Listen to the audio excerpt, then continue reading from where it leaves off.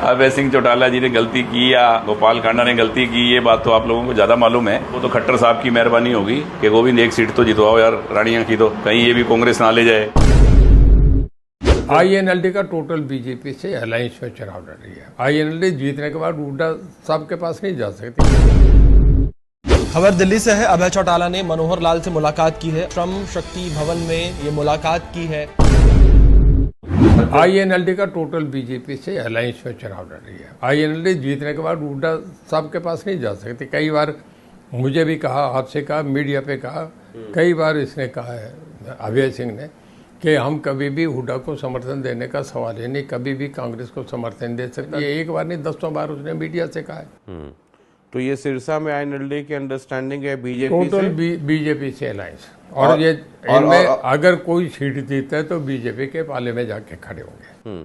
और in return INLD मदद कर रही है, मतलब नायब सैनी को या जी या अलग अलग बिल्कुल बिल्कुल जो मैं कह रहा हूँ कहते बिल्कुल ठीक है। अभय सिंह चौटाला जी ने गलती की या गोपाल कांडा ने गलती की, ये बात तो आप लोगों को ज्यादा मालूम है।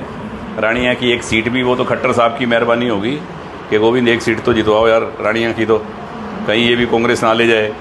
तो ये तो गोविंद और गोपाल रानिया ना लगते तो शायद अभय सिंह जी को एक सीट भी ना मिलती है। खबर दिल्ली से है। अभय चौटाला ने मनोहर लाल से मुलाकात की है। अभय चौटाला और मनोहर लाल की मुलाकात, अभय चौटाला ने श्रम शक्ति भवन में ये मुलाकात की है।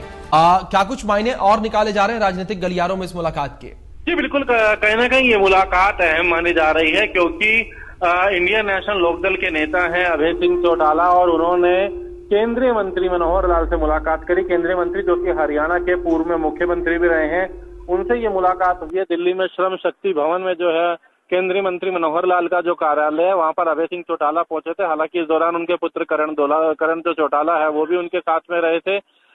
हरियाणा के विभिन्न मुद्दों को लेकर के चर्चा की गई है। हालांकि जब हमने अभय चौटाला से इस बारे में बात करी तो उनका कहना है कि एक शिष्टाचार मुलाकात थी।